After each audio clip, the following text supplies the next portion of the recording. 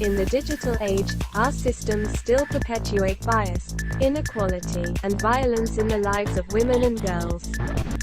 Technological progress is outpacing progress towards gender equality. This is not progress. On this International Women's Day, we make 4 calls. 1. Remove all barriers to access the digital world. 2. Educate and train women and girls in STEM. 3. Enable women to create tech that meets their needs. 4. Eliminate online gender-based violence. Today we power on to create an equal digital future for all.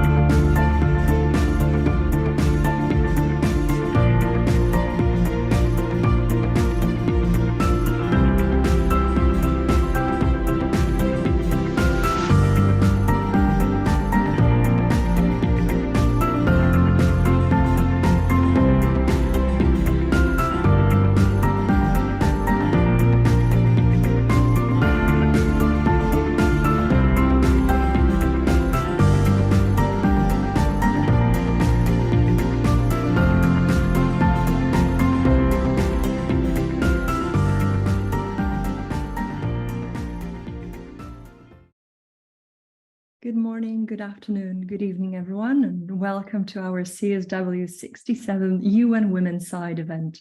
Before we begin, just a quick note on interpretation. Today's event is in English and Chinese, and simultaneous translation is provided. If you need to listen to interpretation, please just click on the interpretation button, which is at the bottom of your screen, and it looks like a globe. And you can choose either English or Chinese channel. You don't have to mute the original either. Thank you.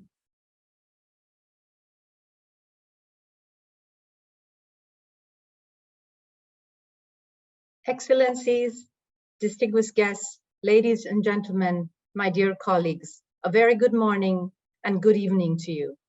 On behalf of UN Women, I would like to extend my warmest welcome to all of you to join us today for the Commission on Status of Women side event on bridging the gender gap in the digital economy, leveraging technology and innovation to advance women's economic empowerment in Asia, Pacific, and Africa. Let me also extend my sincere thanks to the China Federation of Internet Societies, the Ministry of Women Empowerment and the Child Protection Republic of Indonesia, and the AND Foundation for co-organizing this event with us. This event is a part of side event of the 67th session of the Commission on Status of Women, which is taking place in New York as we speak, under the priority theme, Innovation and Technological Change and Education in the Digital Age for Achieving Gender Equality and the Empowerment of All Women and Girls. Excellencies and distinguished guests, the digital revolution brings immense potential to improve social and economic outcomes for women, increase female labor participation force, broaden employment options for women, and promote female entrepreneurship. However, there is still significant gender divide that needs to be tackled, including the new trends in technology-facilitated violence against women and girls, harassment, and bullying. The Commission and this side event in this regard is highly relevant as it brings together key stakeholders to catalyze much needed concrete actions to close the gender digital divide and advance the realization of sustainable development goals. Today, our discussion will focus on the opportunities, the challenges, and good practices in leveraging technology and innovation to advance women's participation and leadership in digital economy. We're honored to have outstanding representatives from governments, civil society organizations, and private sector from various countries in Africa and Asia, sharing with us their expert opinion and insights on gender-responsive policies and strategies that effectively support women-led medium and small-size enterprise in digital empowerment and entrepreneurship. And that includes access to technology-based financing. We hope the side event is a great start for us to have common understanding and agreement on the key issues and reaffirm partnership towards our collective endeavors to bridge the gap that exists today. I thank you kindly for your valuable time to join us. And without further ado, please allow me to welcome and introduce our speakers for the opening session. First, I would like to invite Ms. Sarah Nibbs to take the floor. Ms. Sarah Nibbs is a regional director for UN Women Asia and the Pacific. Sarah joined UN Women in 2014 and moved to UN Women Regional Office in June 2020, where she is the Deputy Regional Director. Sarah has a long-standing work focused on gender, working on violence against women, HIV, youth issues, and a whole range of other health and rights. The floor is yours, Sarah. Thank you so much, Smriti. And hello, everyone. Excellency Ms. Lin Yi, Vice President and member of the Secretariat of the All China Women's Federation. Ms. Leni Rosaline, Deputy Minister of Gender Equality, Ministry of Women's Empowerment and Child Protection of the Republic of Indonesia. Distinguished guests, ladies and gentlemen joining us both online and offline, greetings to all of you. On behalf of UN Women Asia Pacific, it is such an honor and pleasure to join you online. I'd like to take this opportunity to congratulate all of the partners that are responsible for this event, including the China Federation of Internet Society, the Ministry of Women's Empowerment and Child Protection of the Republic of Indonesia, the AND Foundation, and our own UN Women team. Thank you all for coming together to co-organize such an important CSW side event on the theme, Bridging the Gender Gap in the Digital Economy, leveraging technology and innovation to advance women's economic empowerment in Asia, Pacific, and Africa. As Smriti already shared, the priority theme for CSW this year is innovation and technological change and education in the digital age for achieving gender equality and the empowerment of all women and girls. For our region, it could not be more important to raise at this critical time, with many government officials and policymakers, advocates, activists, experts, and partners from all over the world coming together to look at how innovation, technology, and education in the digital age can and should be tools for women's empowerment, and to look at how we could adopt a more human-centric approach to digitalization. Digitalization is among one of the most seismic shifts that are shaping the 21st century. It does provide unique opportunities to enable women's economic empowerment and entrepreneurship, with the potential to reduce inequality in access to quality and lifelong learning experiences. However, at the same time, digitalization also gives rise to profound new challenges that may perpetuate and even deepen existing patterns of gender inequality. With less than 8 years left to achieve the SDGs, there are still big gender gaps in digital access and skills that we need to address. Globally, girls and women make up just 1/3 of students in science, technology, engineering, and mathematics. In the tech industry, there are twice as many men as women. In the artificial intelligence sector, only about 1 out of 5 workers is a woman. And worldwide, women make up the largest number of informal sector workers, most of whom are not connected to the internet or able to access digital skills. And there's also increasing and very worrying data worldwide that shows that women and girls are experiencing technology-based and enabled violence, including new forms of violence that we need to systematically address. In addition, many national digital strategies do not yet incorporate gender-responsive policies and programming. And gender aspects are often considered as a siloed policy domain, which misses the opportunity to integrate gender perspectives and targets across all digital dimensions. So I believe that at this time, we have a number of important opportunities to strengthen global, regional, and national collaboration and partnerships to address these issues.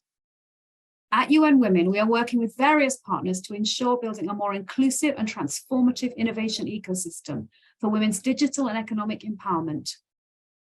A good example of this is the Together Digital Programme, a 5-year programme jointly launched by UN Women and the Ant Foundation in 2022 to support women-led micro, small, and medium-sized enterprises and empower them to participate and thrive in the digital economy.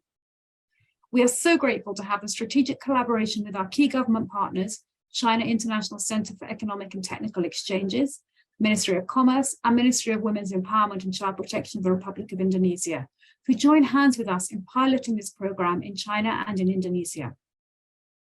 The program will also support women entrepreneurs increased access to mentorship and other opportunities through establishing a regional partner network. We expect that the program's 2nd and 3rd phase could expand to other countries, including countries in Africa, and we are very grateful to have government representatives from Africa also joining us online and sharing their best practices with us today. We are also working on ending violence against women, including preventing and responding to technology-based violence, as well as advocacy and support to women-owned enterprises and women's organizations to ensure their equal access to digital tools and services. I'm really delighted that today's side event will look at some best practices and policies for fostering inclusive innovation and technological change in order to contribute to empowering women and girls. We will also launch the key findings and recommendations of Together Digital Programme's multi-country study on women-led MSMEs. We also hope to have the opportunity to identify concrete actions and collaborations that we can take forward to enhance women entrepreneurs' digital inclusion and empowerment. Today's side event is important as it shows how we could leverage technology and innovation to advance women's economic empowerment. I hope it will also demonstrate that a whole of society and multi-stakeholder approach is critical to foster collaborations across different social sectors and combine knowledge and learning, skills and resources towards concrete actions to bridge the gender digital divide. Finally, I'd like to thank Your Excellencies and distinguished guests once again for sparing your time to join us today and sharing the valuable insights that we look forward to hearing in the course of the side event. I wish great success to the event, and I look forward to a very fruitful and continuing discussion. Thank you so much, everyone. Thank you, Sarah, for those words, very important points you've raised. Now, I would like to play a video message from Her Excellency Ms. Lin Yi. Ms. Lin Yi serves as the Vice Chair of the National Working Committee on Children and Women under the State Council in China. Previously, she was Vice President of the Chinese People's Association for Friendship with Foreign Countries and served other functions in the organization, including as Secretary General, Deputy Director General, and Director General of the Department of Asian and African Work. 各位嘉宾 Distinguished guests and friends, it's a great pleasure to participate in this side event and discuss important topics of common interest with you. I wish this conference a great success. Scientific and technological innovation is a fundamental driving force for the progress of human civilization. The National People's Congress, China's legislative body, adopted the institutional reform plan of the State Council earlier this month. And one of the important elements is the reorganization of the Ministry of Science and Technology, fully reflecting the central position of science and technology revolution in the overall modernization of China.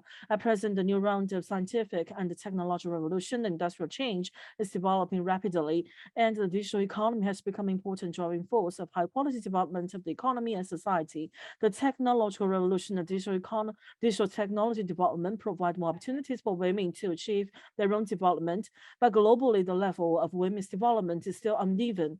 The distribution of rights, opportunities and resources between men and women is still unequal, and society's awareness of women's potential, talents, and contributions is still insufficient. When Chinese President Xi Jinping attended the UN General Assembly's high-level event to commemorate the 25th anniversary of the Beijing World Women Conference in 2020, he emphasized the need to strengthen cooperation on women's causes around the world, with special reference to addressing new challenges such as the gender digital divide. The priority theme of this side event, bridging the gender gap in the digital economy, leveraging technology and innovation to advance women's economic empowerment in Asia Pacific and Africa, is very meaningful. I hope that through your active participation in in-depth discussions, we can further build consensus, pool useful experiences by more sides, actively develop digital education and training for women, enhance international cooperation for women in the digital field, and create a more friendly environment and provide stronger support to promote women's participation in technology and digital economy development and realize women's economic empowerment. Distinguished guests and dear friends, last October, the 20th National Congress of the CPC was held successfully, which has drawn a grand blueprint for achieving the great rejuvenization of Chinese nation through Chinese-style modernization, fully demonstrating China's firm determination to continue to promote the building of a community of shared future for mankind with the people of the world, and to join hands to create a better future. The two sessions held this month elected the new national leadership and the government and made arrangements for the start of the year, building a modern socialist country in an all-round way. Both last year's party report and this year's government work report emphasized the need to protect the legitimate rights and interests of women and children, and put forward new requirements and arrangements for women's and children's work and family building, fully reflecting the great importance that the CPC and the government attaches, with Comrade Xi Jinping at the core, to the cause of women. Over the past decade, China has made extraordinary achievements in the development of women's cause. Chinese women have achieved higher quality and full employment, with the proportion of women employed remaining at over 40%. Women account for 55% entrepreneurs in the internet field, and about 45.8% among science and technology workers, with outstanding achievements in basic theory, applied technology, and engineering practice. The labor participation rate of women in the digital economy has been increasing, with about 32.7% women workers in the new employment formats. The 2022 research report on the digital economy and the women's employment and entrepreneurship in China shows that 57 million women in China have been employed in the fields like digital trade, e-commerce, and live streaming. Women in general have joined the great undertaking of Chinese tech modernization with great pride, achieving their overall progress and development while building a new era of success. China fully supports the UN's efforts to promote gender equality and women's empowerment and has conducted fruitful cooperation with UN Women. China has provided material assistance and capacity building training to women and children in developing countries within its capacity. And the first cohort of projects in the Global Development Initiative project pool includes many projects benefiting women and children in developing countries, including the Asia Pacific and Africa, and promoting cooperation of women and children's development in various fields such as poverty reduction, food security, anti-pandemic, and vaccine and digital economy, which will make positive contribution to the progress of women's cause worldwide. Distinguished guests and friends, President Xi Jinping pointed out that women share a common world, and eradicating discrimination and prejudice against the women will make society more inclusive and dynamic. We're willing to work with other countries to promote common values of all mankind, further enhance friendship and mutual trust, and make a new and greater contribution to promoting global gender equality and women's development and build a community of shared future for mankind. Thank you. Those are excellent words from Excellency Lin Yin about China's progress and as well as the opportunity for fostering further collaboration in these areas.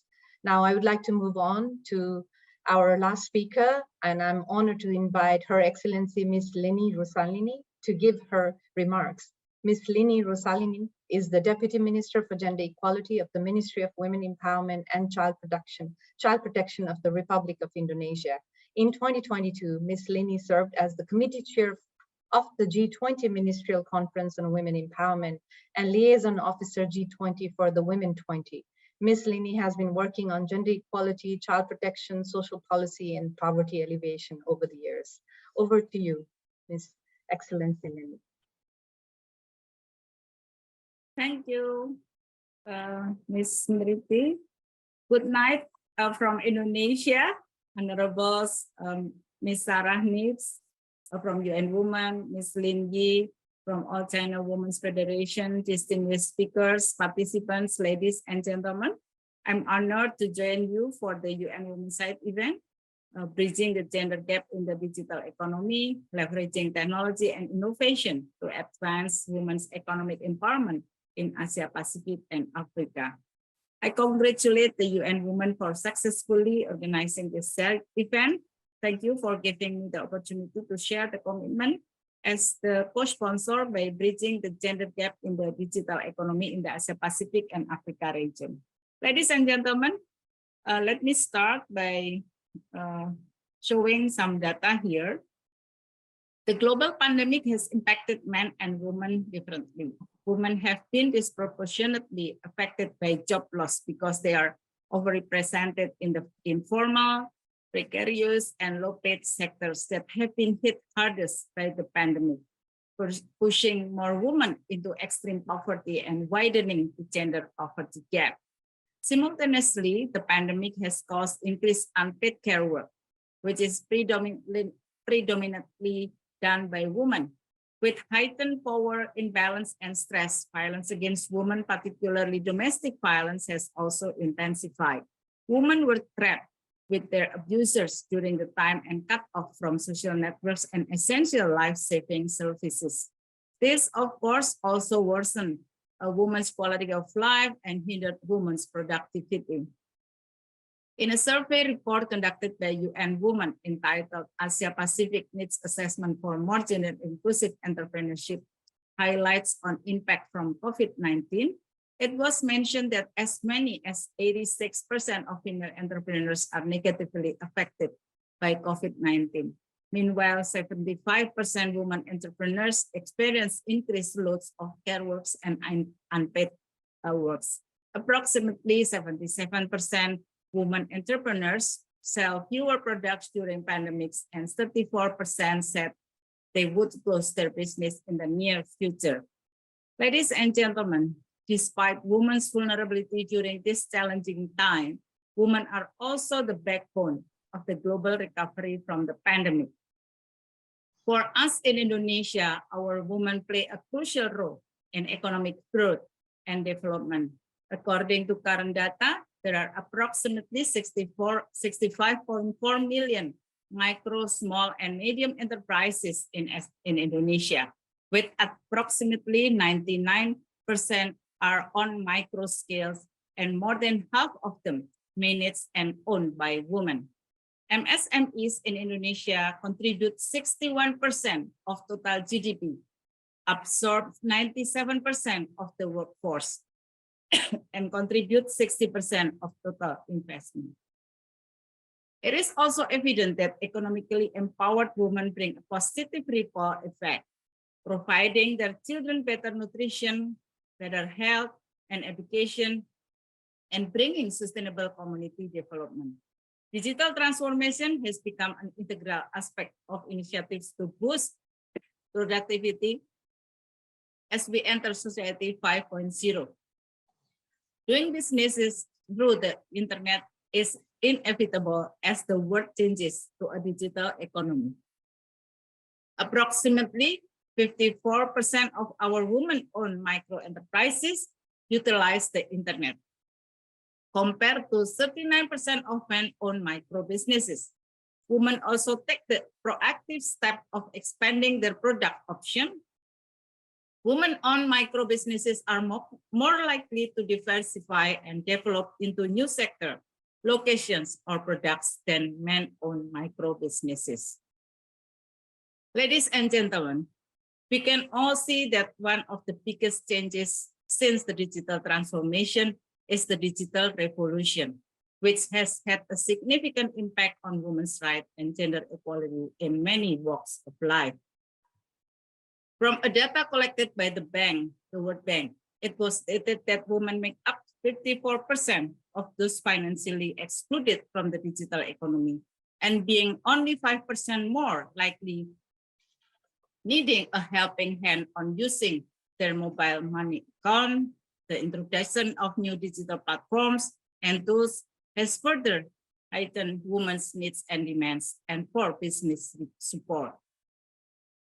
This data demonstrates the enormous potential resources of women to serve as a driving force, not only in achieving economic recovery from the pandemic, but also as the foundation for our long-term economic stability.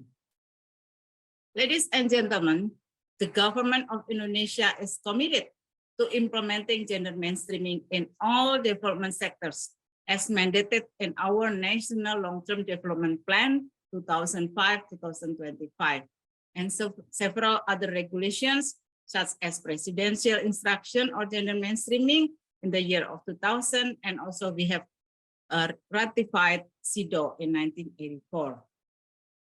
The ongoing progress has aimed to improve women's quality of life and role in various fields of development, as well as to reduce gender-based violence, exploitation, and discriminations against women, and to strengthen national and regional institutions and networks for gender mainstreaming and women's economic empowerment through gender-responsive entrepreneurship.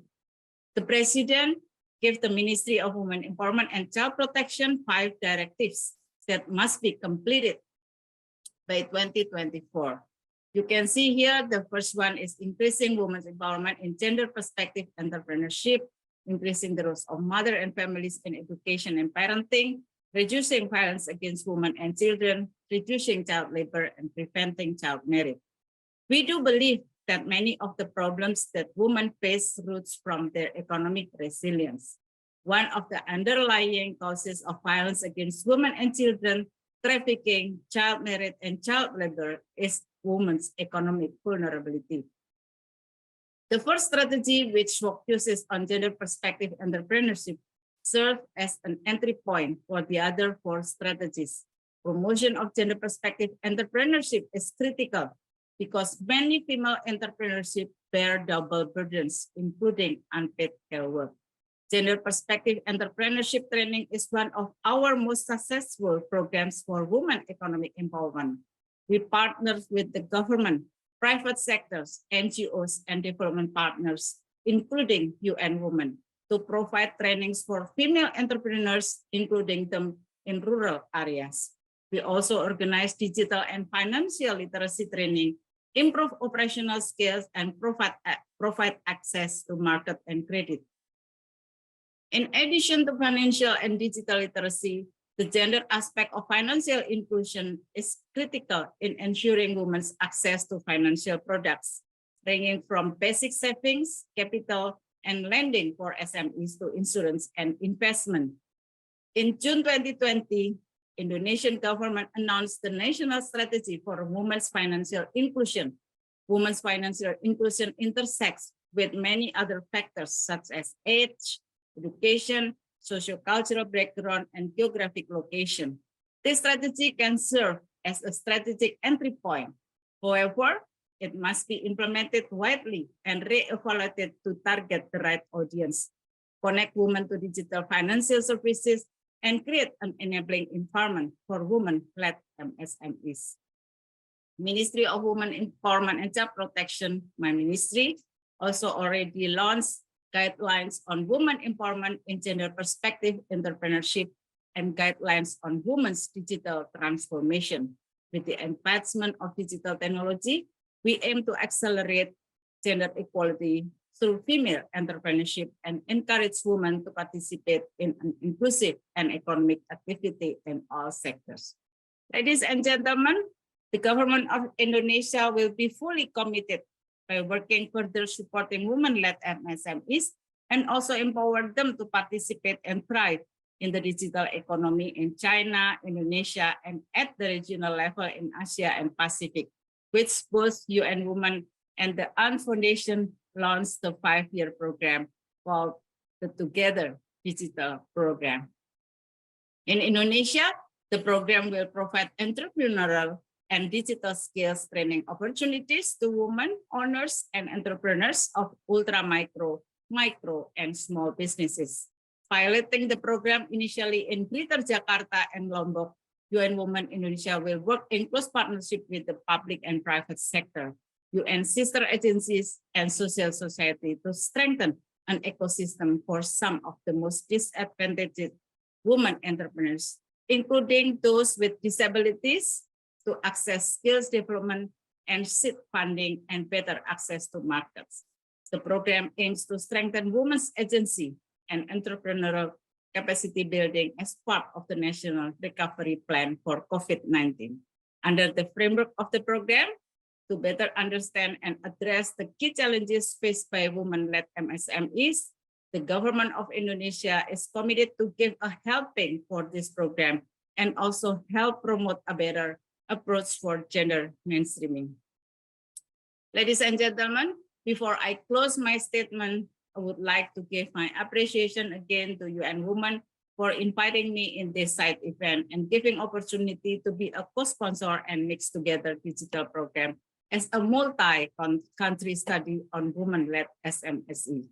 Through this side event, I do hope that we can identify concrete actions and areas of collaboration for key stakeholders to pursue in order to improve women entrepreneurs' digital inclusion and access to traditional and tech-enabled markets and finance, as well as share gender-responsive policies and best practices from the Asia-Pacific and Africa regions that effectively support women-led MSMEs and can be scaled up to advance women's digital empowerment and entrepreneurship, including through South-South cooperation. I'm confident that dialogue will strengthen our commitment on women's empowerment and its support to global economic growth. I'm expecting that issue of unpaid care and inclusive business will be one raised to the leaders to promote women's and families' well-being and to promote their active participation in the economic activities. Their burdens are too big to be ignored, and their potentials are too high to be disregarded. We do believe that this event will have a great impact on the current gender gap in terms of current era we are living in, where we can see that in terms of women involvement in advancement of technologies and giving bright innovations, and mostly occurs in the Asia-Pacific region and African region. I wish you an enjoyable and fruitful discussion. Thank you very much. When women are empowered and children are well protected, prosperity will be available for all of us. Thank you. Thank you so much, Excellency Rosaline. Those are indeed very wise words. So great to see such a high level of commitment from Indonesia. And thank you so much for a very comprehensive presentation and also outlining how economic empowerment can actually impact so many other dimensions of women's life in a very holistic way.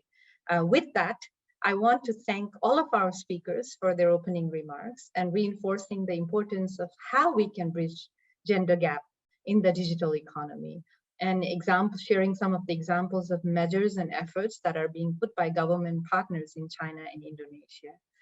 Before we end this opening session, I would like to invite all of you who have joined us online today for a virtual group photo, and I hand over to my colleague to help us with the photo, please.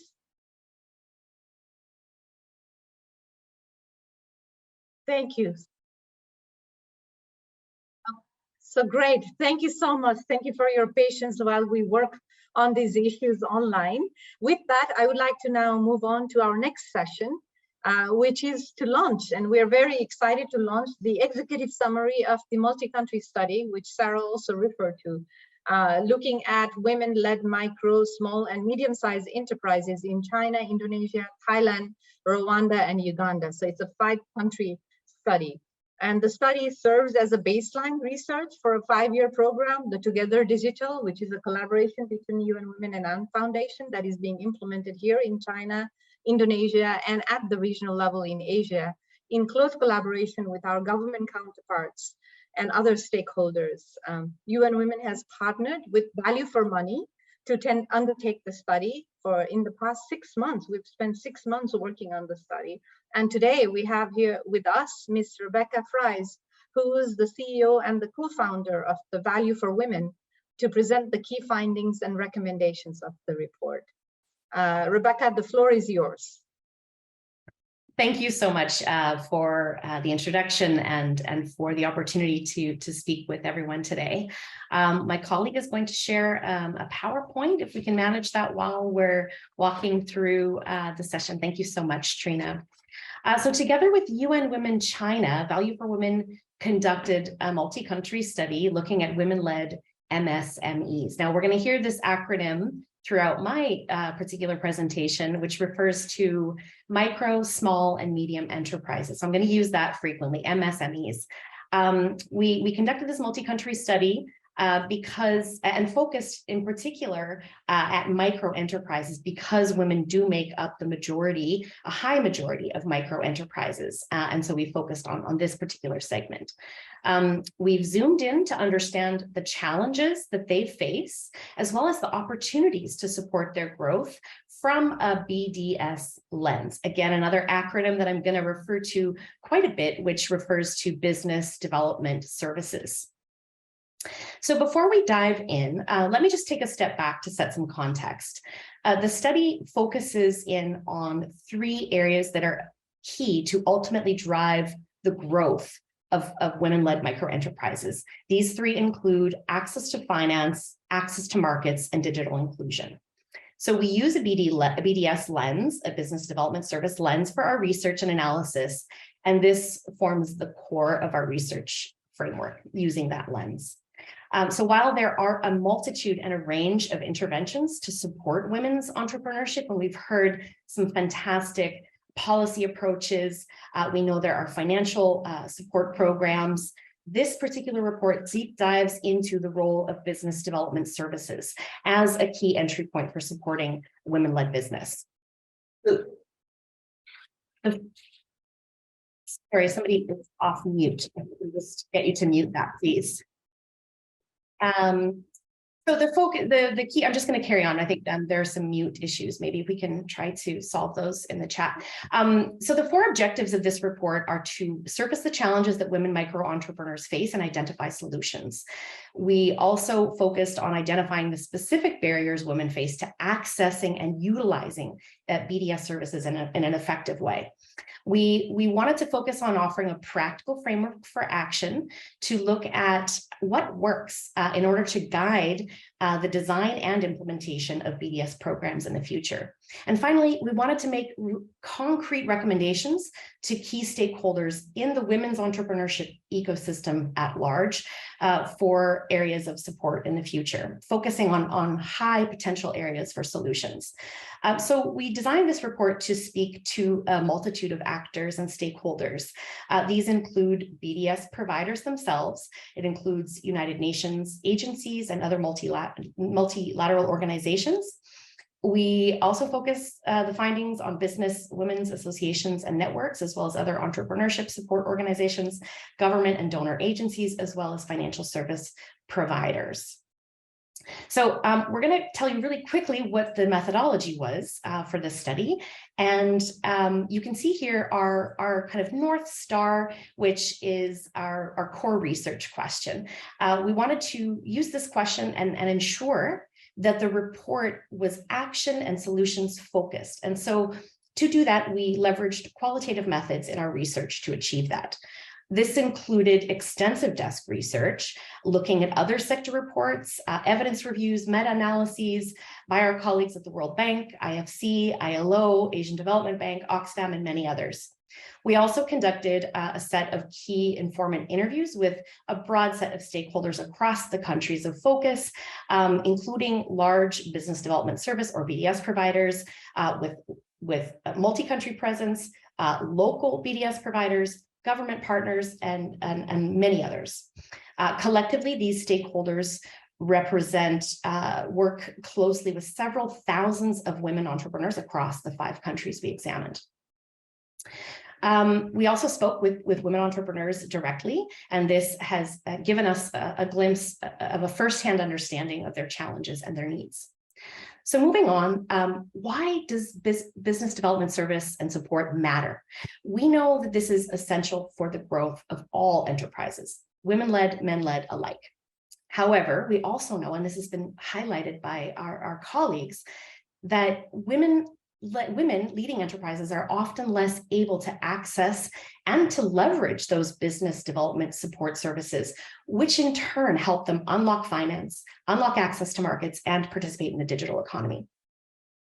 So our study really surfaces a multitude of barriers, and we've focused on really highlighting some of those here today that are where BDS can play a role in offering solutions. And we're going to walk through a few of those in a moment. But first, it's really important, and this has also come through with my esteemed colleagues who spoke previously. We know that social norms underlie a lot of the barriers that we're going to discuss.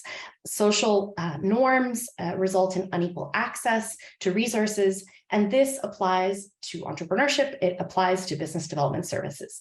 So this is not a surprise probably to most people on the call. We know that these gendered barriers include unequal access to resources, unequal allocation of household resources among women and men, relative time poverty that women can face as a result of managing care and household responsibilities.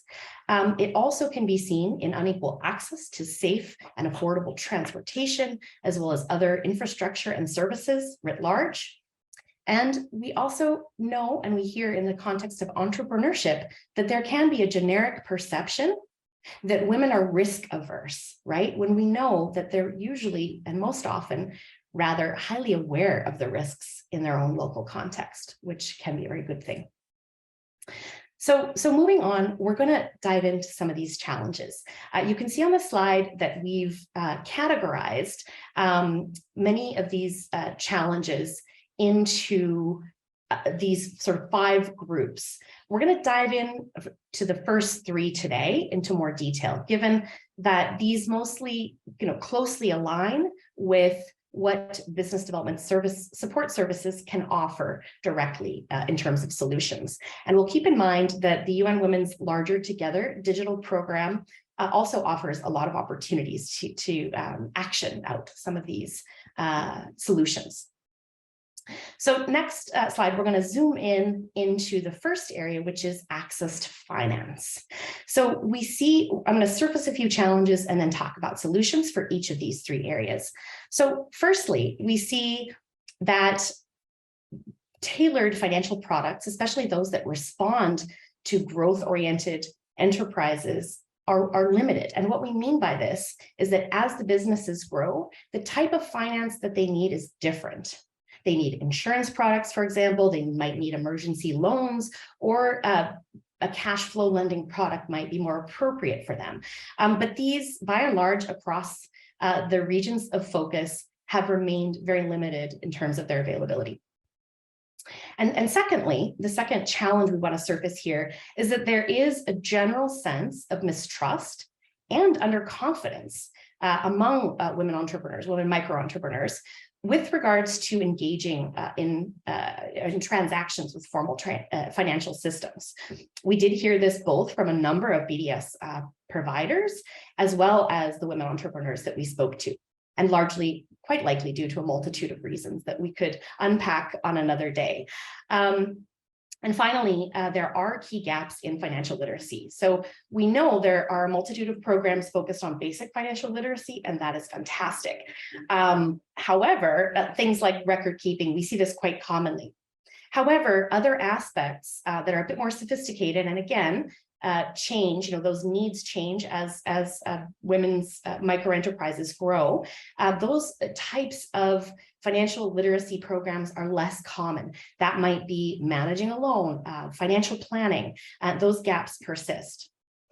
So on the solution side, after we sort of look at these challenges, the big question is what can we do about it? So there is a fantastic opportunity for business development support organizations to play.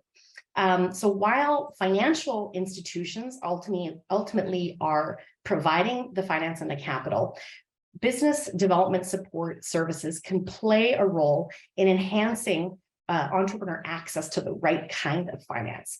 They can work with financial institutions to build products that are suited more to the needs of women-led micro-enterprises.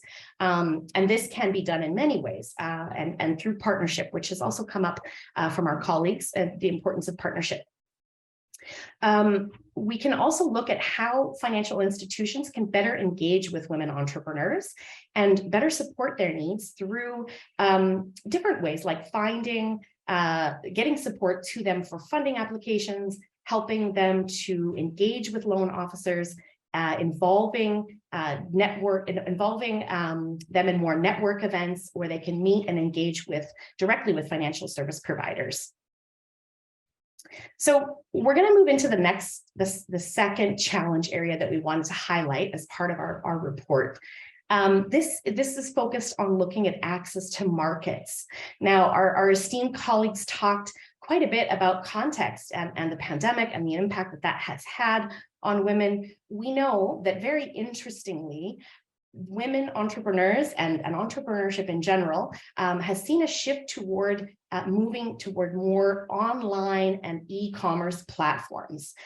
This has presented a challenge for women entrepreneurs in particular. So I want to double click on the first 2 points you see on this slide.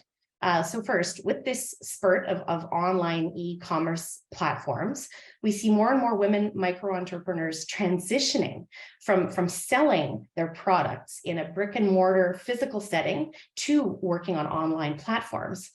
But this transition brings with it a number of related issues that are largely unaddressed or not addressed enough, right? Which is the transition into digital marketing skills to be able to navigate that, and just the ability to participate in online platforms, utilizing and leveraging advertising, and also dealing with the cost as well, and the competition increases that might run in parallel. Secondly, we see a lack of market information. Women micro-entrepreneurs, in order to be competitive and innovative, need access to market information. And these entrepreneurs often don't have the time or the know-how to know where to go to get information on market trends, to have analysis about consumer purchases and other data that can really help them make decisions on how to innovate their business and how to change their marketing strategies in order to increase sales and just grow their enterprises. We also see that women micro-entrepreneurs in particular, there's a high concentration in sectors that do sort of produce lower margins, like agro-food processing or in beauty sectors. And so, without adequate marketing information and knowledge, it would be very difficult as well to shift into more high value sectors. Finally, here, the last challenge I want to surface before going into solutions is market expansion. So kind of moving these micro-entrepreneurs beyond their local customer circle has been quite restrictive. In particular, the women entrepreneurs in China shared a high keenness to expand their markets to an international fora, to really look at exporting. But the lack of sufficient training and guidance really limits them on knowing how to make that happen. So for this challenge, we did highlight a few solutions, and I want to double click on a couple here. It is important, the partnerships and how business development support players can leverage these partnerships to address those direct challenges. These partnerships can help to incentivize platform access, as well as market information and access to markets. With micro-entrepreneurs who are part of BDS programs can increase the potential impact they have in high value markets, including China, Thailand, and Indonesia, where e-commerce industries are seeing a significant boom. Working with e-commerce platforms in partnership to develop trainings can also be included in BDS offerings. Working with e-commerce platforms to strengthen customer support or offer trainings on how to manage customer support on platforms is also an essential solution that can be brought in to solve these challenges. In our conversations, we heard from players like Tokopedia, Evernos, who have dedicated training programs like this. Finally, on this particular challenge, we see that exploring partnerships with logistics, warehouse, and delivery partners can help bring solutions and services to strengthen market access for micro businesses. So we're going to move to the third challenge area, and then I'm going to talk a little bit about barriers and some recommendations. So the third challenge area, as you can see here on the slide, is digital inclusion. And we find two distinct challenges here. One has to do with context.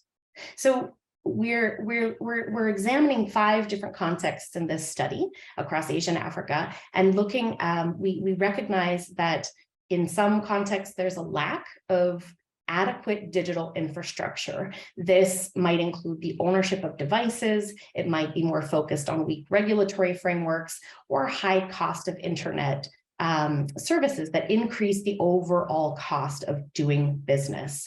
This is not the same across the countries that we analyzed. We saw wide differences when it comes to affordability. For example, in countries like China and Indonesia, the price of data is relatively affordable. However, in countries such as Uganda, they remain quite high and become a stronger barrier. We also saw there's a limited use of digital technologies within business processes. So what we mean by that is payments are the most common, and that's where a lot of businesses are adopting digital tools. There's a gap in the application of digital tools across other aspects of business, such as managing supply chains, inventory management, etc. So what are the solutions to this digital inclusion challenge? One thing we want to offer here is really to continue to offer basic support around digital literacy and adoption, but go beyond this, particularly in contexts where digital adoption and literacy are more advanced. What we mean is provide more sophisticated trainings when the context warrants that, on how women micro entrepreneurs can adopt these digital tools across other aspects of their business. So moving on to the next slide, we wanted to jump into, and I'm conscious of time, so we're going to jump into the, what are the barriers to women actually using BDS services? We recognize that that's important to address and to examine more closely. One, we're looking, you can see on the slide, we're looking at both the demand side, which means the barriers that women entrepreneurs themselves face, and we're looking at the supply side barriers, which refer to the barriers that business development service providers and related ecosystem actors face. On the demand side, we know that women are often not aware of the type of BDS services that are available, and there are constraints often related to timing, flexibility, modality, whether it's offline or online, that could potentially limit their access. It's also worth noting here, and this relates to the previous section, which is, in some cases, in some contexts, while there may be abundant BDS programs, these sometimes are limited to very simple or basic trainings and don't meet the expectations of micro entrepreneurs who are ready to take their business to that next level. So switching over to the supply side, again, this is what BDS providers face. We saw that, among the challenges that we've mentioned, there are budgetary constraints that can restrict BDS providers' ability to deliver consistent or longer term support, as well as invest the time and effort to reach the micro entrepreneurs that really need those services the most. So we're going to wrap up here with 2 slides on introducing some practical actions and recommendations. So based on all that we've heard and seen on the challenges and the solutions, our teams have designed this lovely framework, which we would encourage everyone to review in the forthcoming report. But this framework is aimed to offer entry points for action for those stakeholders that are interested in or who are already funding, designing, or implementing BDS programs. So this framework highlights what works. This is what we know works at a high level, and it includes 4 design principles. The first is really focused around addressing constraints that are specific to women in the design of BDS, right? This can look at, addressing some of the very specific things we just spoke about, low digital literacy rates, building in flexibility to support women entrepreneurs so that they can balance other responsibilities that they have while they're still participating in the training. It can look like making training and support available through community-based options where women may have, and again, this is context specific, but where women may have no, or they may have poor access to a cell phone or internet. We did see a BDS program in Indonesia, for example, partner with a local government to set up a digital hub, or digital hubs, plural, sorry, where they trained members from the community to be trainers. And this was quite effective in having women join in locally, as well as, during online curriculum for BDS support services, which was crucial. So the second design principle centers around tailoring the content to really meet the needs. This includes specific content on business management.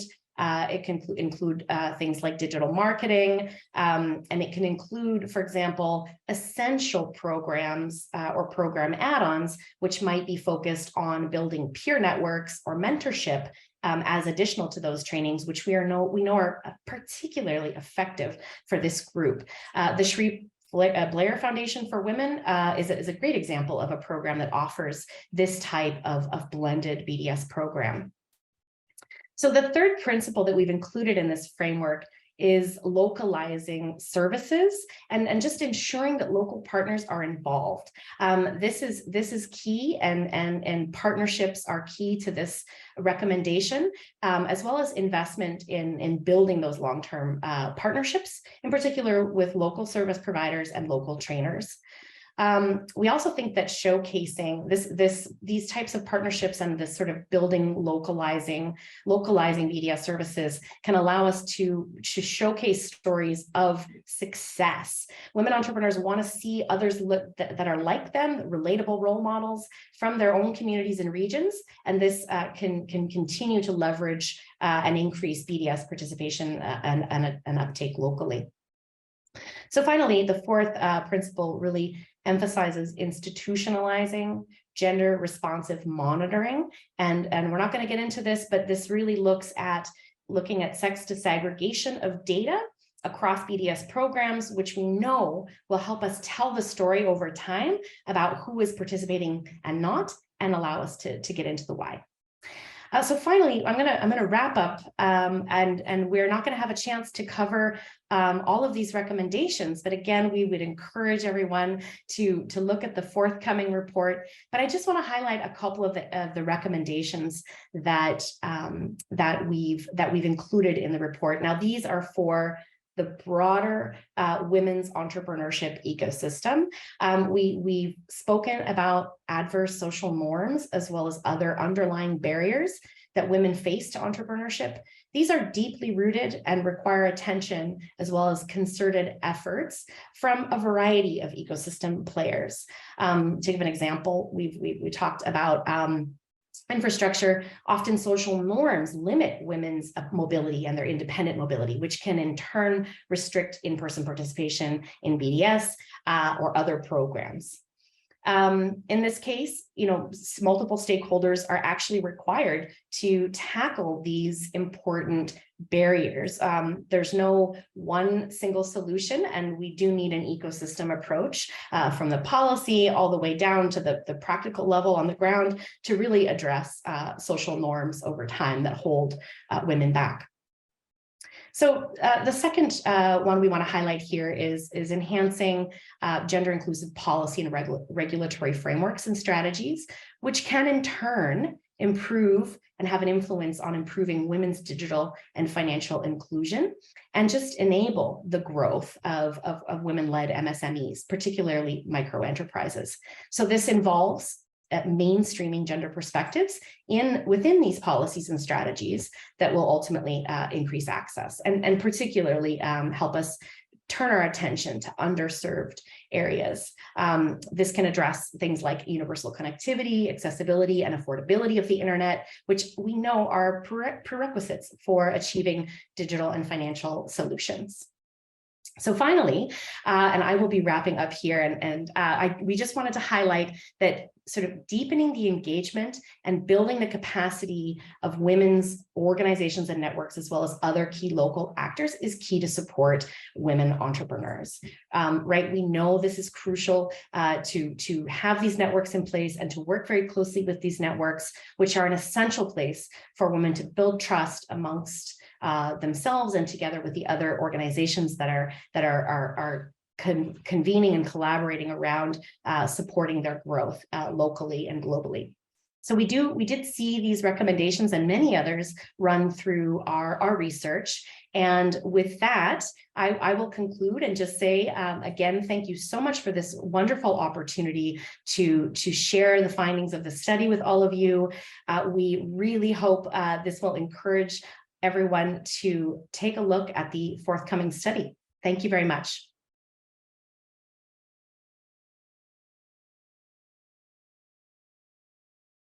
I think you are on mute. Yes, I was just thanking you for the excellent presentation. We're running out of time, so unfortunately we don't have a lot of time to talk about it. But just to very briefly mention that the study findings will inform the next stages of our own program, the Together Digital, but we also hope that it can be useful for all of you who have joined us today and those who haven't joined for your advocacy, your policy programming considerations. The executive summary, as well as the full report, will be available in UN Women website. So please do check it out. I think our colleagues will share a link a little later. And with that, I hand over to my colleague Steffi for the next session. Thank you. And thank you, Rebecca, one more time.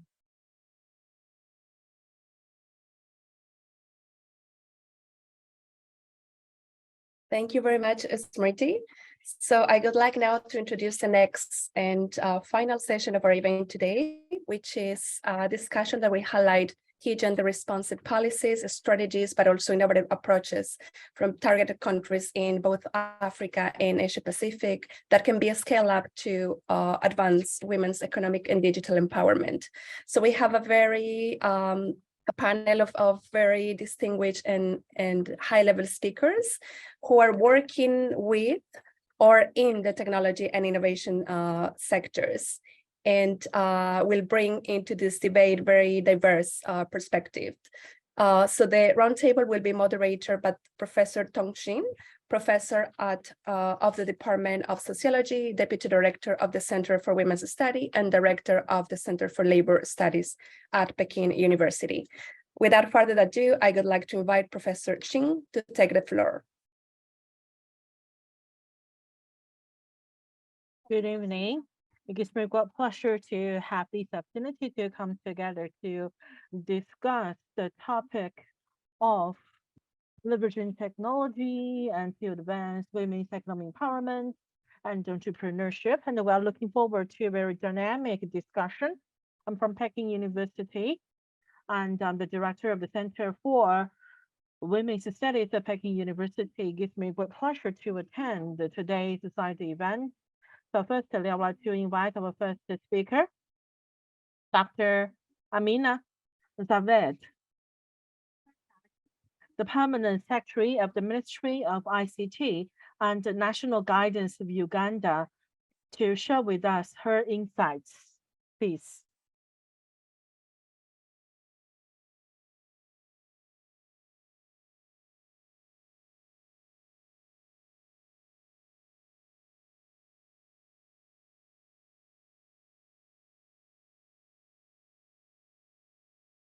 Your Excellencies, distinguished ladies and gentlemen, it's evening in Uganda, but I imagine in New York it's good morning.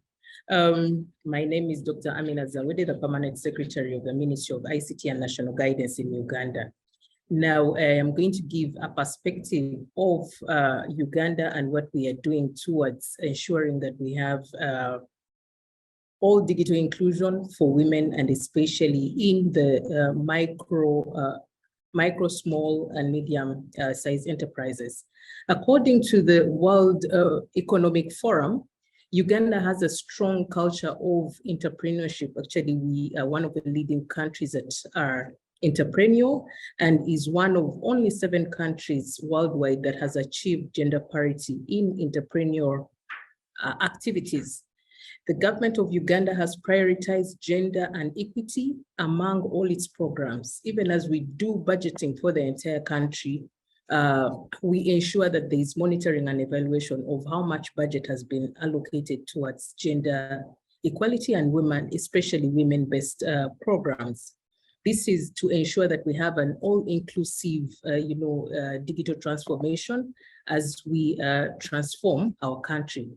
Digital transformation is one of the 20 programs that we have for our National Development Plan, and its objectives is to strengthen the private sector capacity to drive growth and to create jobs, not only for women, but also for youths. Now, the uniqueness that Uganda has is that up to 80% of our population are young people. So when we are growing the capacity of women, we are also growing the capacity of the youths along. So we have programs that try to address both. Some of the outcomes of this digital transformation program aim at developing and promoting the usage of quality communication and digital services, as well as ensuring that we have an all-inclusive citizenry with an outcome of gender and equity responsiveness. When it comes to the policies that we have developed towards ensuring that we have all women tagged along as we transform the country. We have all-inclusive policies, especially when it comes to the privacy of the women as they do digital transactions or operate online. We have a Data Protection and Privacy Acts that ensures that as we do transactions or engage, everybody is protected and their privacy is protected.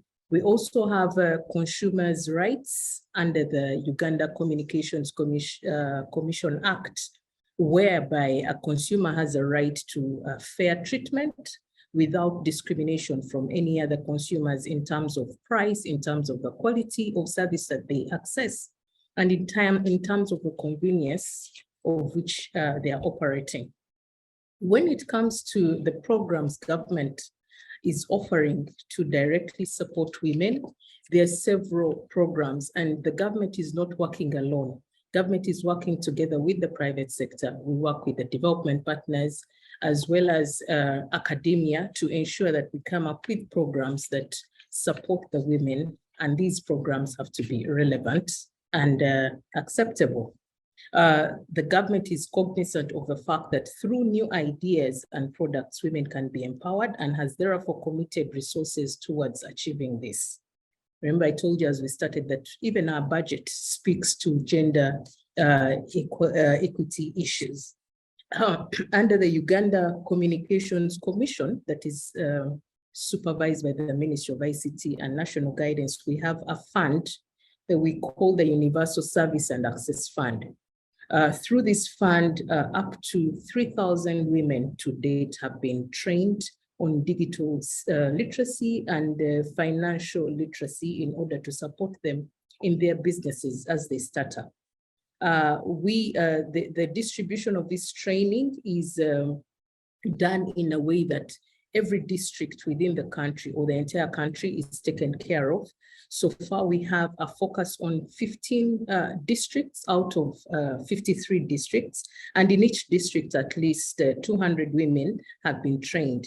A total of 2,523 women beneficiaries have been trained since the inception of this project. Of course, this goes without saying that we have some challenges as well that I will highlight as we move forward. Many of them have been spoken to by Rebecca in her report. That is a very insightful report with lessons that we can borrow from to improve how we manage and handle women for MSMEs. The Ministry of ICT and National Guidance also has a fund that supports innovators. Remember, I said we support not only women, but the youths as well. We have a large innovation ecosystem, and we have a fund that is tailored towards supporting and growing digital products that the youths and women are developing. We also have women-owned innovation hubs in Uganda, especially by the young women. I will name some of them and what they do. We have Team Golazo that hires on demand, that provides a hire on demand platform that matches small and medium-sized businesses to readily available professionals. Rebecca mentioned that women lack access to information, access to markets, but there is this platform that makes it readily available for professionals at an hourly rate in order to minimize recruitment costs within institutions. There's an ADEST team. This enterprise equips youth and women in green technology and promotes renewables to reduce energy inefficiency and plastic waste by manufacturing plastic recyclable roof tiles. Gifted Hands Network is a social enterprise aimed at reducing breast cancer death rates among women in Uganda and increases the employability of the visual impaired women. As government, I said we partner with the private sector, development partners, and academia, as well as the telecom industry. We have partnered with, for instance, Huawei to launch a digital skills track On Women's Day, on 8th March, His Excellency, the President of Uganda, launched a DigiTrack that is going to provide free digital skilling and training for more than 10,000 beneficiaries in a period of 3 years. And this is also mainly targeting women. This venture was funded by Huawei and has been jointly supported by the Ministry of ICT and National Guidance, the Ministry of Gender, Labor and Social Development, as well as the Ministry of Education, to ensure that we have the right curriculum for this skilling program. So the unemployed women and girls will benefit from this project, because as we do digital skilling, the women in their employment businesses don't necessarily have to be those women that went to school, but in Uganda, they are largely in the informal sector, and many of them being farmers. So we take advantage of the fact that they leverage on farming to grow their financial ability. We have one of the big telecom operators, MTN, that has partnered with the ministry on a program called MTNS. Now, this program supports youths and especially women to develop their business, their businesses, to come up with the right business cases and right business models for their businesses to thrive. And this one is targeting fresh graduates. It's targeting women as well as startup companies. As from Uganda's perspective, the recommendations we have to grow this sector include promoting gender equality in the budgeting process for the entire country, so that every program that is planned for each financial year has a component that addresses or takes care of women. Then we also have a deliberate effort by the president of this country to promote and support women in all businesses and enterprises, but also in governance and leadership. You find that we have many women ministers, permanent secretaries, heads of agencies. We have a number of women, because then we appreciate the solutions that we bring to the table when discussing women issues.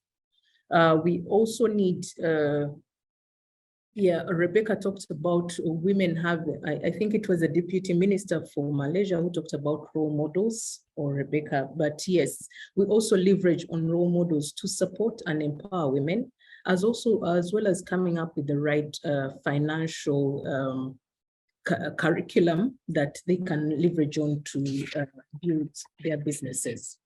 Lastly, there was an issue on the pricing of internet and devices in Uganda. Yes, this is a challenge that we have, and together with the private sector, development partners, and government, we are working up ways in which we can bring the cost of internet down. We know that when the internet costs are high and the cost of devices is high, getting people hooked onto services online becomes difficult. So that is one of the critical challenges we are aware of and are working upon to get that done. One success story, and as I conclude my submission, we had during COVID, we know many of the women in Uganda have businesses that are, agriculture related. They sell groceries, tomatoes, onions, and all those small products that leverage on agriculture. So, with COVID, there's a lockdown in the country and most of these goods are perishable. So in the first weeks of COVID, we saw their products go to waste and the businesses and get realized losses. Some of these women spent nights in their markets trying to get the market for their products. However, one of the innovators developed an e-commerce platform called Jumia. And with this, they managed to match the women in the market with the clients at home, and then they did delivery of their products. So such initiatives, yes, the e-commerce platforms connecting the women to the right markets and also skilling them with the right financial skills to empower them to be able to plan for their businesses is what will let the community of our women thrive in Uganda. I thank you very much.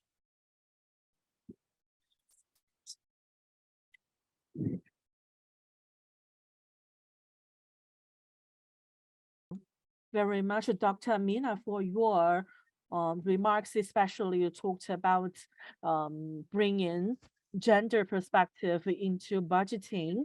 This is also a very good inspiration for us. Next, let's welcome Mr. Zhang Yi, Deputy Director General, China Center for International Economic and Technical Exchanges, to address us.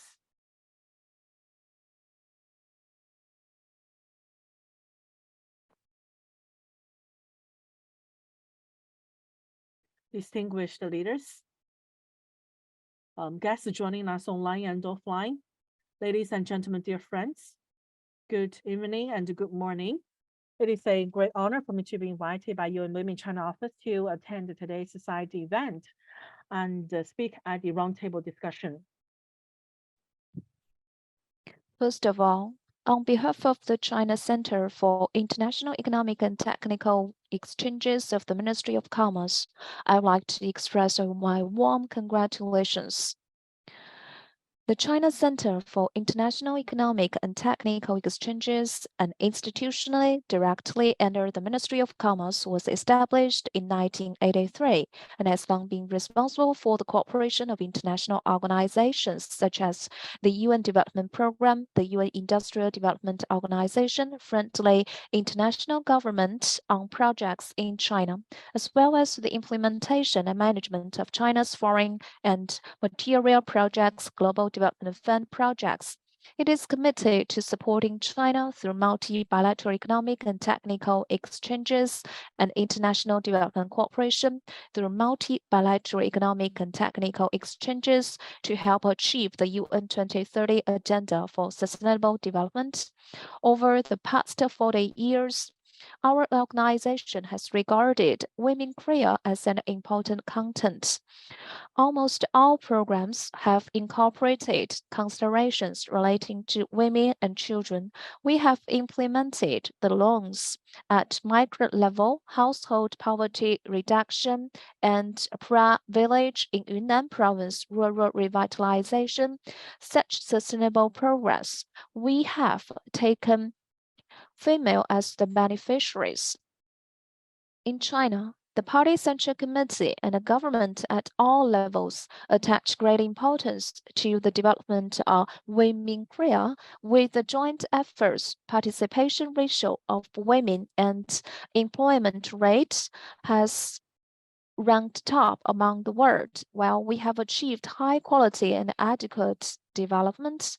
However, similar to most countries in the world, the proportion of women starting business in China is still lower than that of men, and they encounter more difficulties than men. Driven by a new round of technological revolution and industrial change, the global digital economy is on the rise, providing new opportunities for economic structure transformation, while having a profound impact on industrial structure and employment restructuring.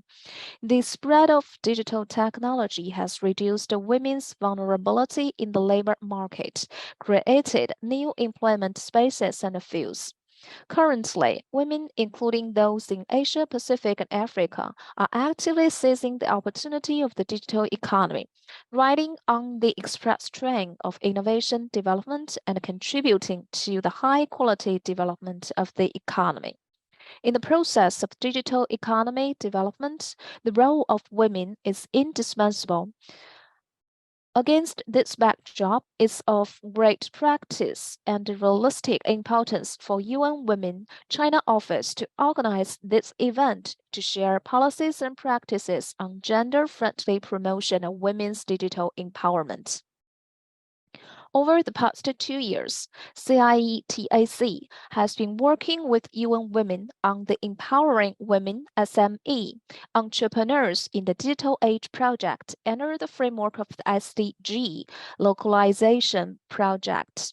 This project aims to further explore women's innovation and development potential, enhance the digital literacy and skills of female entrepreneurs, and encourage more female entrepreneurs to realize their value through digital technology, thereby promoting inclusive economic growth and helping the economy and society achieve sustainable development.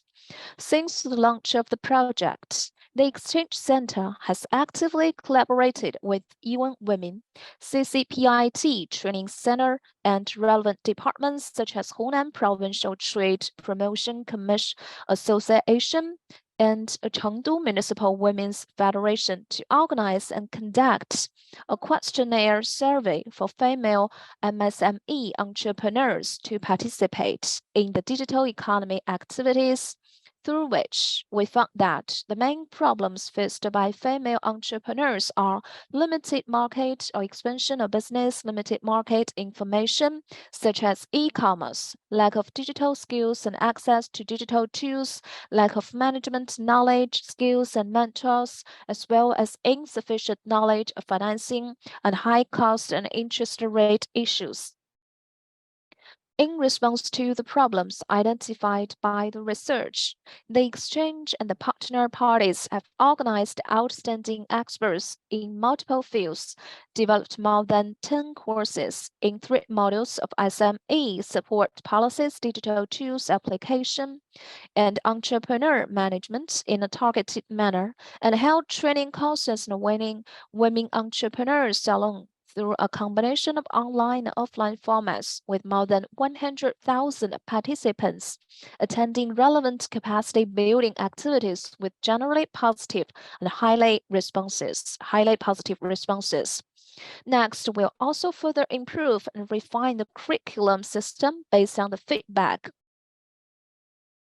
Colleagues, the role played by women entrepreneurs in the digital economy continues to be highlighted, and they have added a warm and a bright color to the economic and social development with their female perseverance, wisdom, and fighting spirit.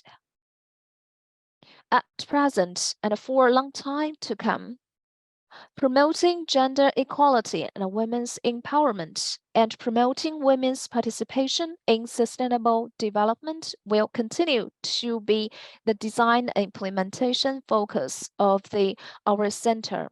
We also hope to continue to join hands with all parties to make new and greater contributions to promoting women's digital empowerment, facilitating the high-quality development of small and medium-sized enterprises, implement 2030 Agenda for sustainable development.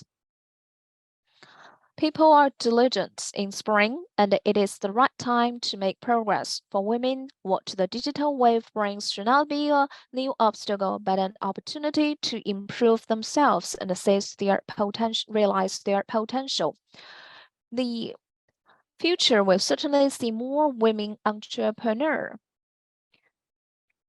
playing an important role in promoting the development of the digital economy. I wish all female entrepreneurs will continue to be innovative and persistent, interpret their responsibilities with struggle and make their dreams come true with practical work, and continue contribute to the economic and social development and implementation of the Sustainable Development Agenda with your strength and elegance. Finally, I'd like to thank all partners for your long-term cooperation with our center. Thank you for the trust and support of UN Women. I wish this event a great success, and I hope our cooperation will achieve even greater success. Thank you. Thank you. Next, we will give floor to Ms. Niu Zhengfang, Deputy Secretary General, China Federation of Internet Societies.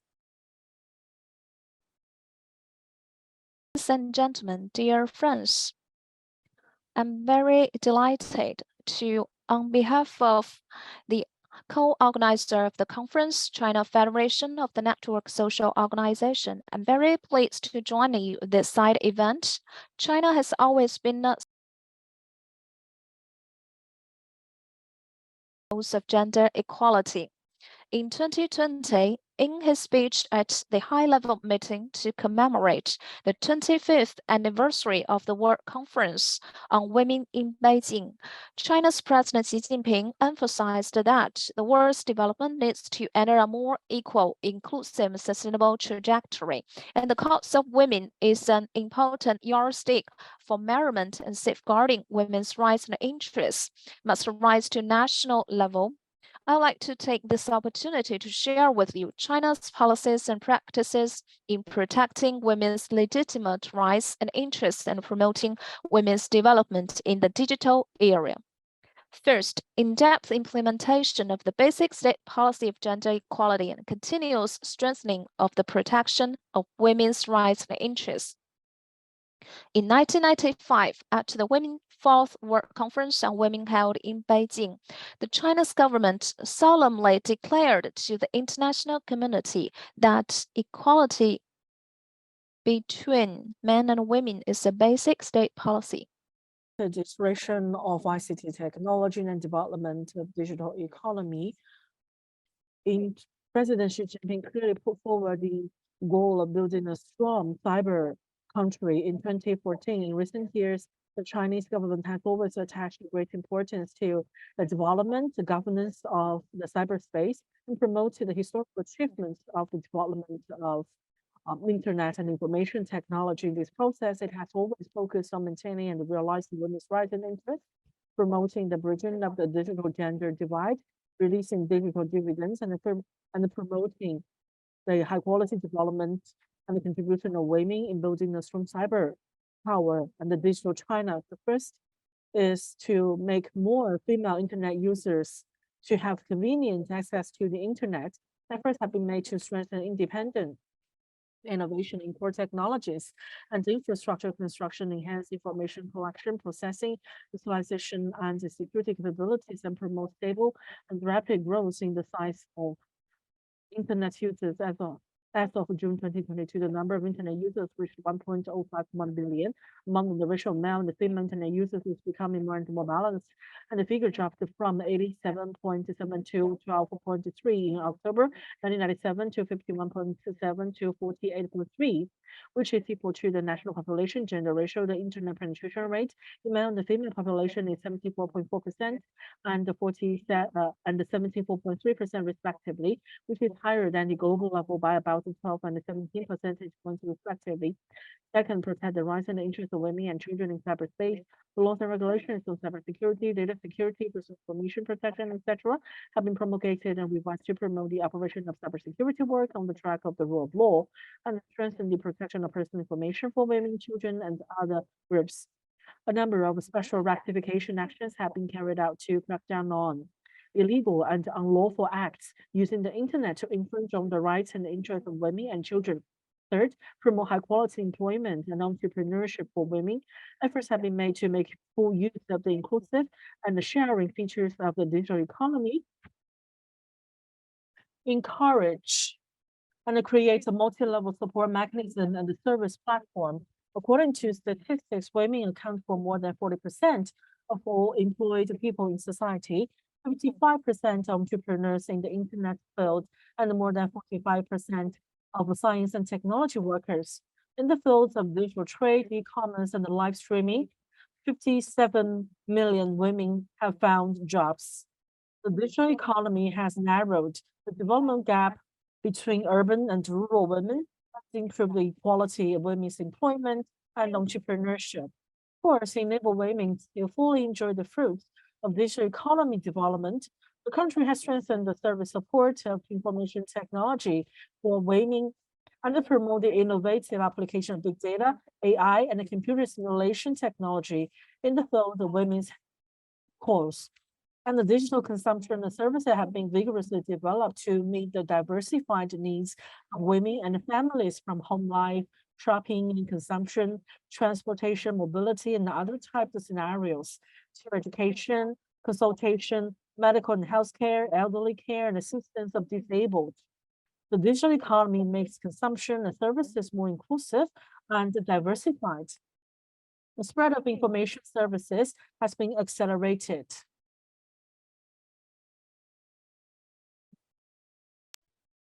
and promote Internet Plus service. We can enable the public, including the female, to enjoy the service, and we will give full play to the information technology. As China's first Internet-related nationwide associative and the international hub, our society is committed to serving healthy development of Internet. Especially, we focus on maintaining and protecting the legitimate rights and interests of women and children. We adopted diversified measures to promote Internet cater to the demands of the netizens. First, we will strengthen the protection of women and children online. We participate in the formulation, revision of a number of laws and regulations, industry policies, and development plans in the field of Internet, and establish a series of industry standards and group standards in the field of Internet information, highlight the regulation of soft pornography, Internet rumors, and other violations of rights and interests, participated in the organization of activities such as cybersecurity awareness, education guidance of the general public. Second, we do a good job in the network education of girls in poor areas. Our society has joined hands with relevant organizations to carry out education, informatization, precision, poverty alleviation, public welfare projects, integrate social forces to build education, poverty alleviation platforms, select high-quality education, informatization service content, help children in remote areas, and we have donated 10.18 million US dollars in terms of the products and services in the education field. Third, we help women's employment and entrepreneurship with information technology. We increased employment assistance, organize and carry out education training for practitioners in the field of network information. During the pandemic, our society and relevant units jointly organized Internet enterprises to carry out online recruitment activities to help college graduates in 52 remote districts and counties using big data technology to precisely match jobs for thousands of female graduates. Fourth, we built a platform for exchange and mutual understanding around the development of women and children. A series of brand activities such as China Natural Civilization Conference was held. More than 100 female expert scholars were invited. We conducted seminars on Internet protection for minors and youth, Internet protection forums, organized all parties concerned to focus on supporting the healthy growth of minors. Ladies and gentlemen, since our establishment, we have been actively involved in global Internet governance.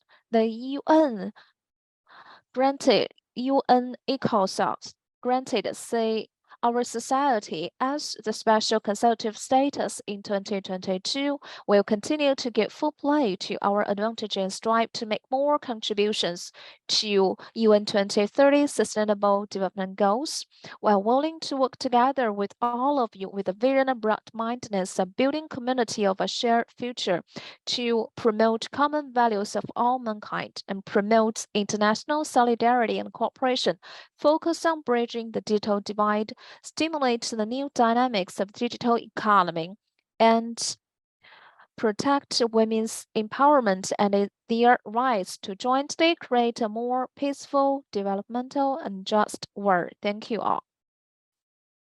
Now, we are very honored to invite Ms. Jacqueline Kamazin, Executive Secretary of Rwanda National Women's Council Ministry of Gender and Family Promotion, to share her observations. Thank you very much for the invitation to this wonderful meeting.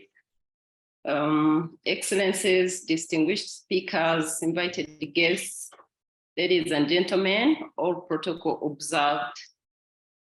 Good morning and good evening.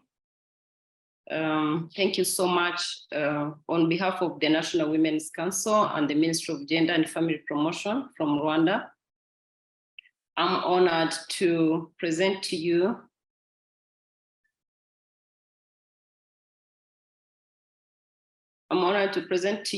on the theme of CSW side event under the theme Bridging the Gender Gap in Digital Economy, Leveraging Technology and Innovation to Advance Women's Economic Empowerment in Asia, Pacific, and Africa.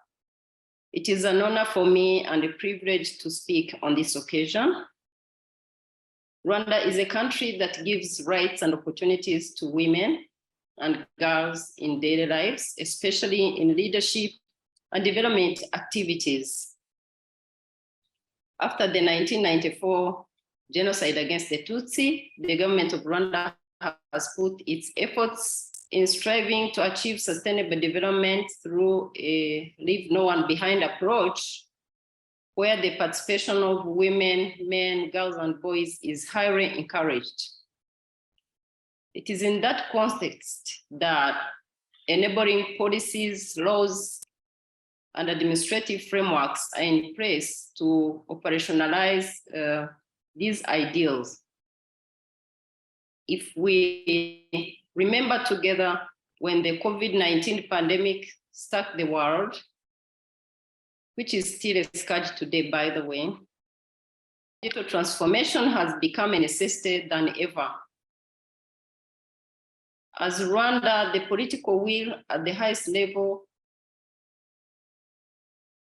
has helped us to sail through the challenges related to COVID-19, including but not limited to lockdowns and related measures which prevented people from getting together to avoid the spread of the virus. On the overview of gender equality and economic sector, women are rapidly growing and gaining economic independence and contributing to their own empowerment, with 92% women financially included and 87% in 2016 versus 93% of men, according to Finscope report of 2020. About 87%, equaling to 6.2 million adults in Rwanda, have access to mobile phone, with females equaling 84% having access compared to 90% of men.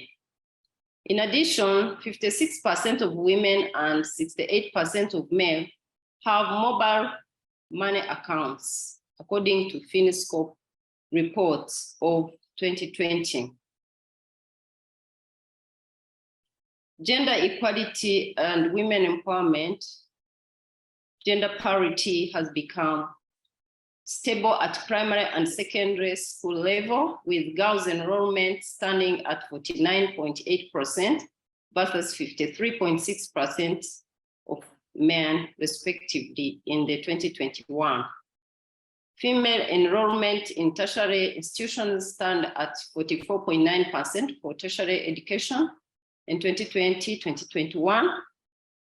And students enrolled in STEM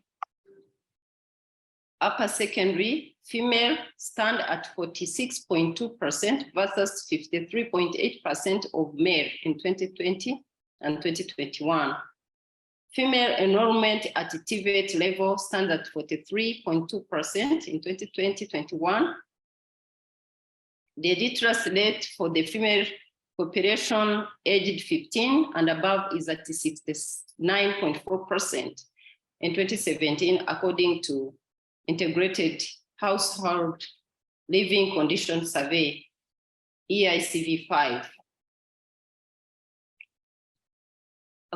If I could dive into policies, strategies, and initiatives, we have the Women in technology strategy, which we normally call WEMTech strategy of 2021-2026, which is a strategy to serve as a roadmap towards closing the gender digital divide in various categories of women, including young girls and women in urban and rural areas. We have the He for She campaign, where back in 2015, the President of the Republic, His Excellency Paul Kagame, joined the UN Women's He for She Solidarity Movement to become one of the 30th Global Impact Champion, committing to take bold, game-changing action to achieve gender equality within and beyond their countries. On the commitment he made, Paul Kagame, under He for She, was to bridge the gender digital divide and attain parity in ICT access, usage, and innovation. Gender Equality Forum also is another initiative and opportunity for Rwanda to contribute. In July 2021, His Excellency the President, again, President of Rwanda, announced government's commitment under Generation Equality Forum and as one of the co-leaders of the Action Coalition on the Technology and Innovation for Gender Equality. If I could share with you on the achievements. One is Digital Ambassadors Program,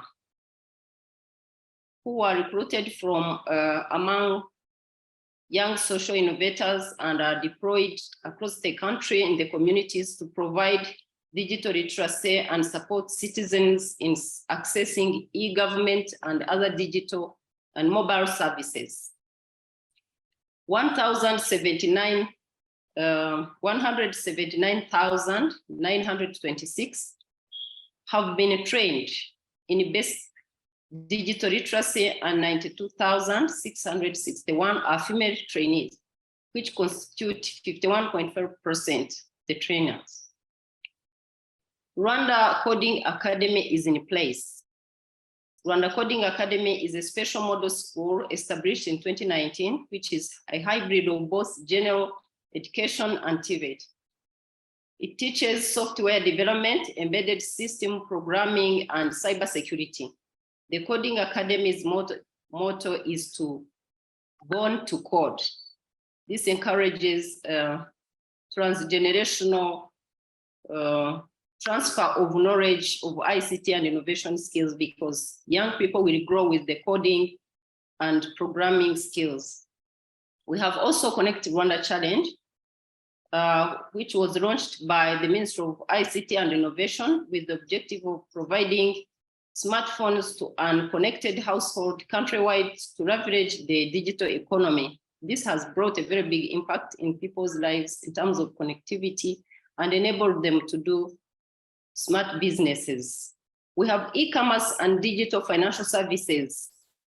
55% of Rwanda women are registered mobile money users, and 198 female-owned SMEs are using payment methods, e-payment methods, while 864 female-owned SMEs are selling their products through e-commerce businesses. We have a Hunger Pitch Fest. Hunger Pitch Fest is a technology setup pitching competition organized by Ministry of ICT, and the winner gets $50,000 USD, which encourages young people always to start e-commerce businesses, connections, social networks that use internet and ICT in general.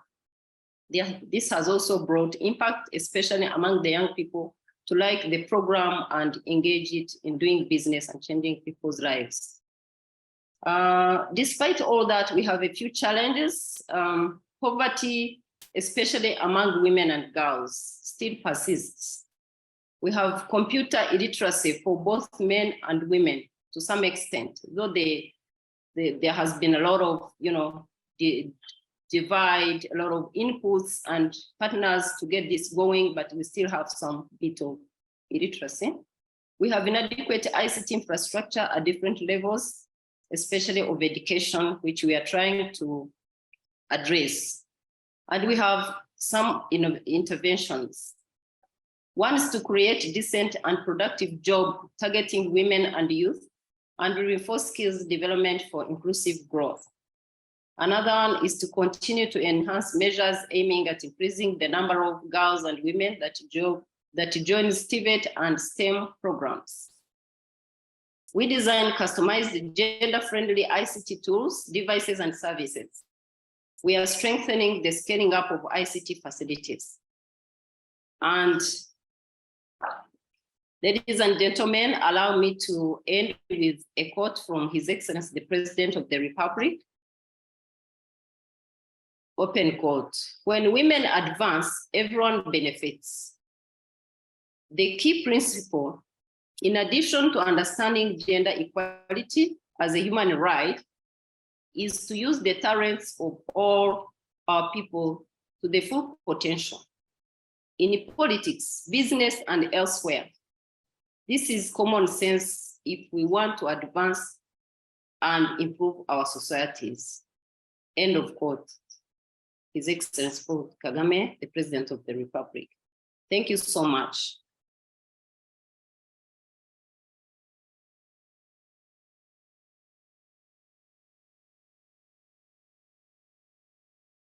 Thank you. Now I will hand over to Ms. Wang Xiaojing, Secretary General of Ant Foundation.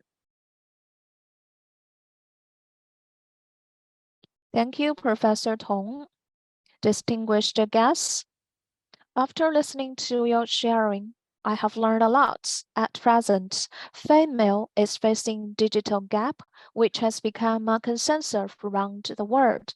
The participation of female and access to service is lower than that of women. But if we cannot interfere in the digital gap as early as possible, there will be more difficulties. I feel very honored to meet and discuss with partners around the world. So, I would like to share with you how Ant Foundation promotes female entrepreneurs in developing SMEs. I look forward to your recommendations and assistance. We can join hands to make even better work. Started from Alipay in 2014, our mission is to solve challenges of the society. Over 18 years, we have become an open internet platform. Since its inception, our principle is in our gene. We are dedicated to making use of technology innovation to provide provincial and inclusive financial service to MSME. Well, the seniors and the female diversity group development are the fundamental selection of us. We declared our ESG digital strategy, while digital development has become one of the 4 pillars. We really look forward that with our efforts, more people will get benefit from digital development, while inclusive development of female is the basic requirement of digital civilization. Centering on digital technology, we put forward the Together Digital Program. From diversified development employment support, we help enhance the sense of safety and social participation of the female. For example, making use of digital technology, we help safeguard interests of women.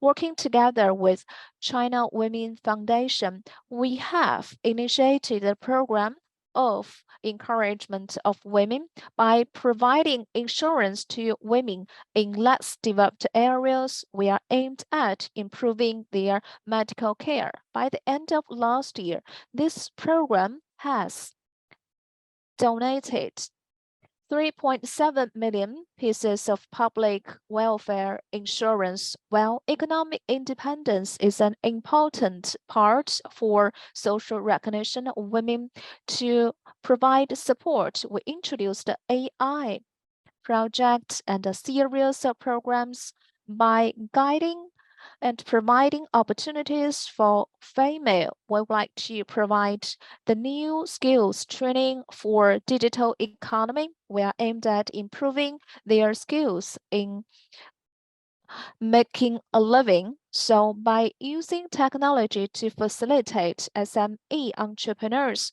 we have made a lot of explorations. In 2015, we worked together with World Bank and IFC, International Financial Organization. We jointly introduced first internet financing project for female. Over 2 years, we provided more than 40 million US dollars.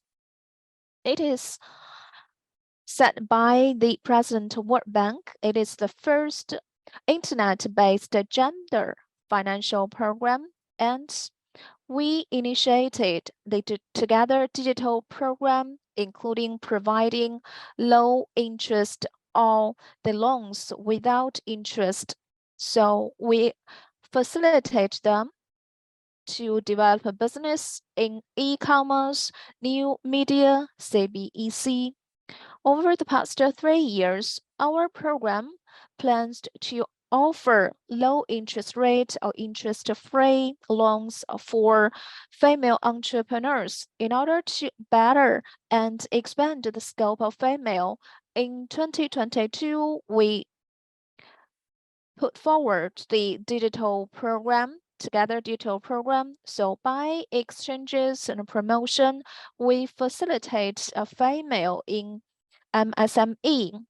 We hope that they can enjoy better development. This program will last 5 years. Well, the multi-country survey has been conducted in China, Indonesia, and Rwanda. These 5 countries. By the end of December 2025, the Together digital program in China, Indonesia, 4 regions have been launched. It has offered the gender-friendly digital technology, business management skills training, which help them better grow their business. Just in this week, we worked together with Indonesia, the digital wallet provider Dana. We initiated the specialized assistant program for female by offering guidance, skills training, and award to the women in cash. We can help them to gain better development in digital area. By convening entrepreneurship contest with selected entrepreneurs, we have received 200 entrepreneurs of female from SME. We hope that this project can benefit more female relevant trainings and materials will be available on Dana app. It is planned that it will reach more than 100,000 entrepreneurs of female in Indonesia. We believe that we should enjoy the progress of technology rather than being divided by it. Well, female development is an embodiment of civilization. So half the population is female, which should be the basic requirement of digital civilization. Therefore, we will make continuous efforts to give full play to the power of she, and we can make better contribution to female development. Thank you. Now I will hand over to Ms. Jill Tang, who is the co-founder of Ladies. 谢谢童教授. Thanks, Professor Tongxing. Excellency and distinguished guests, good evening and good morning. Thanks for having me here tonight to share and exchange some of the key findings as a community representative. I think so far you have heard a lot of initiatives and great job have been done by governments and company representatives, right? So we can see from this point of view, no one can stay outside of this urgency to working on the closing the digital gap for girls and women. So as a community, what I want to talk about firstly is the challenges in the past 6 years that we have been working in the market. So firstly, I think one of the challenges is the awareness. The awareness in, obviously we are largely based in China, but we also have some chapters in other Asia countries. So awareness means like, it takes the top down, right? A lot of the governments has been initiate policies or compliance to raise the awareness amongst the countries on this topic. However, how to communicate with each states, provinces, cities, or organizations to realize and moving towards the same goal and this shared mission. And this is one of the key challenges. And secondly is, I think, the leakings in the pipeline from the primary school, middle high school, and then when the girls chose to study in a STEM education, and then even in China, that I think the number is pretty good in terms of the digital index, as I think the Ms. New mentioned from CFIS. Actually, the index, the digital gap index in China is almost 1-to-1. However, a lot of times there's a stereotype and unconscious bias. That's why a lot of girls, even they study in STEM, they might not choose to work in the related industries. And then also, I think how to translate the policies and initiatives to a specific project, and then take it as a accountability by every individual or responsible person to make it measurable. That's also one of the challenges. And then also because China is huge, right? So it's not really a one market to communicate in a very simple way. So we have to really localize the content in terms of making it aligned and easy to communicate in the related cities. So this is also one of the challenges. But again, I think overall, I think China is doing quite okay. So I think a lot of our speakers has already shared the challenges or universal challenges around their countries, and then a lot of the data, which I will not repeat. So I want to quickly actually share some of our observation as a community. We have been working in the past 6 years on closing the gender gap in a STEM industry. So as we know, at least in China, 75% of digital products users are women. However, as we see in the digital team or the tech team, the ratios are still fairly low. So the men to women ratio in a tech team, usually the average ratio is 9-to-1. So, however, there are a lot of the workplaces that need women to using data to making decisions. And then if you're looking at the demand on the digital skills, the basic office skill sets still at high demand. And then the ABCD training, which we call it AI, blockchain, data, and clouding, still has a barrier to entry.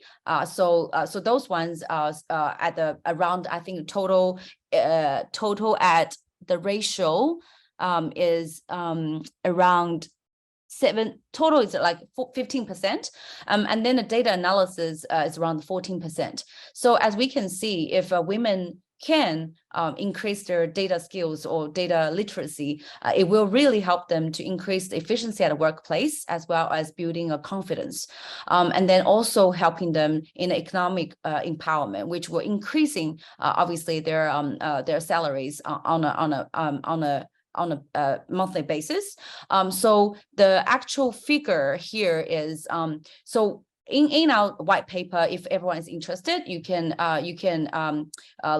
search on our internet, our website. You can actually download the white paper that we published in 2021. So if we can help women to increase the digital literacy and skills, their salary will increase 28%, which is at average 6,000 RMB per month, and then the work efficiency will increase for 41%. So overall, I think it's really a shared mission. I think the key message here as a community, it is definitely a really a challenging work, and it really requires every party to participate. It doesn't matter it's government and all government, individuals, or industries, right? So so I would really call for action is to how we can work together, and then really building a very specific and measurable project base to really tracking and work on specific particular related areas. So that's why with the Foundation, what they has mentioned on helping girls to train particular digital skills, and then helping them, maybe giving them internships or work opportunities, that can be something really have a tremendous measurable improvements. So I guess with the time limits, I would park here, and really looking forward to work with everyone in China, and also at the international level. Thank you. 好，我们完成了这一时段哈，非常精彩的。下面我们把时间交给安思琪女士进行总结和闭幕致辞。好，谢谢。我的。 I would like to thank our distinguished panelists and moderator Professor Xing for this very rich discussion and the valuable insights shared on effective approaches and good practices to leverage technology to accelerate women's economic and digital empowerment. We have reached the end of our side event today, and we will now turn back to UN Women's representative in China to deliver her closing remarks. Smriti, you have the floor. Thank you so much, Steffi, and thank you, Professor Tong Xin, for the excellent facilitation, and all the panelists for a very illuminating discussion. I mean, this has been such an amazing experience, and I'm sorry we're actually already behind the time, but I just want to say that we have more than 1.5 million people who are live streaming from different parts of the world and listening and participating, which is really great turnout. So thank you so much for joining us. Just very briefly, I want to summarize a few things that I have picked on as I listened. One is how, I mean, the whole discussion is around leveraging technology and innovation to advance women's economic empowerment.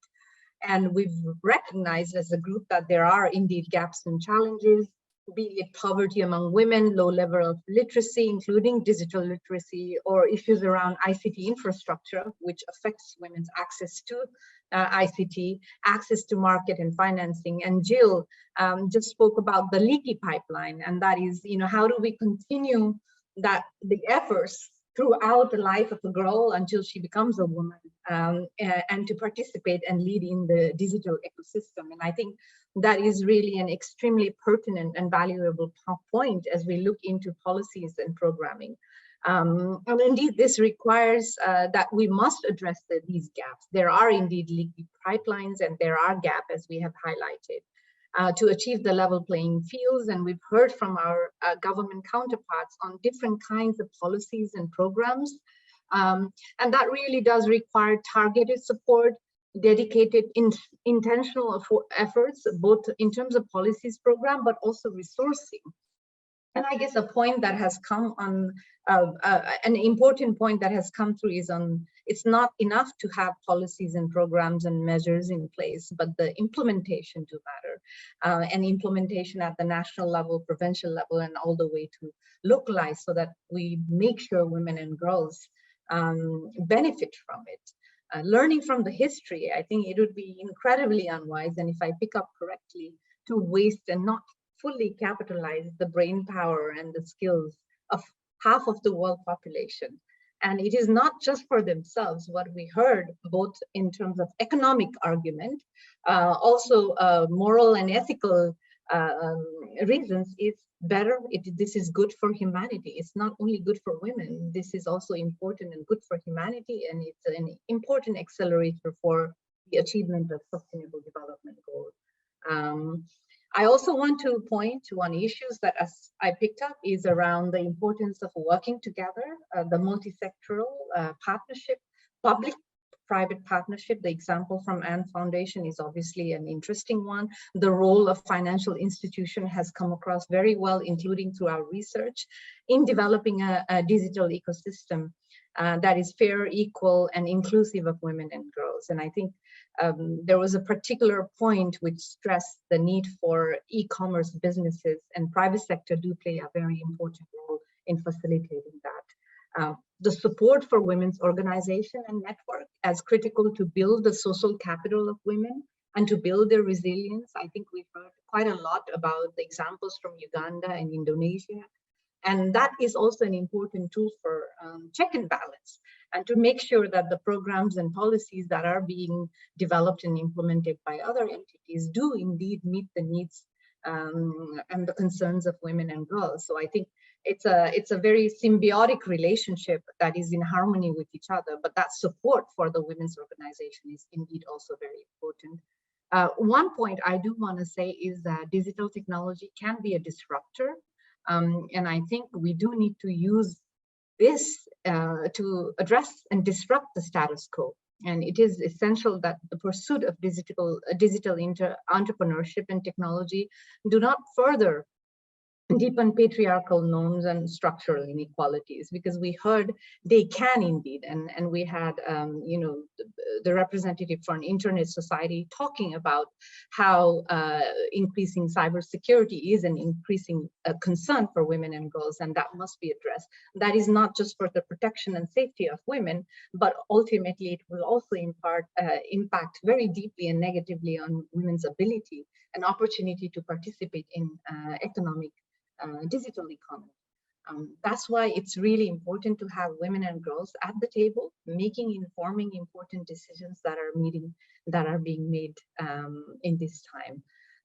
It is clear from today's discussion there are complexities of challenges, and the solutions also require multi-layered approach. And I do want to stress, and we heard quite a lot about successes in China, and including the rapid advancement in digital and green transformation. I believe it's an important opportunity to ensure that women and girls benefit from and shape this transformation equally, building on the good practices that we've heard today, including the multi-country study that we've shared. I think there is much more that can be done to enhance exchanges between China, Africa, China, ASEAN under the existing framework, including South-South cooperation. But finally, really, this has been such an important and relevant discussion, certainly for young women, and I hope for all of you. Let us embrace this momentum and ensure that we are supporting to build on our work, and that we can really support women and girls to maximize their full potential and capability for the transformation that is taking place in this world today. As we come to the end, I want to thank again our co-organizers, China Federation of Internet Societies, the Ministry of Women Empowerment and Child Protection of the Republic of Indonesia, the Anne Foundation for the collaboration to put together this event, and to our distinguished panels and our facilitator. Thank you so much for your time, for your offering your valuable insights and perspective, and to all the audience who have joined us here online. Thank you very much. And finally, to UN Women China team and our team in Indonesia for putting together this fantastic program. I wish everyone a great day and an evening. 谢谢. Bye-bye.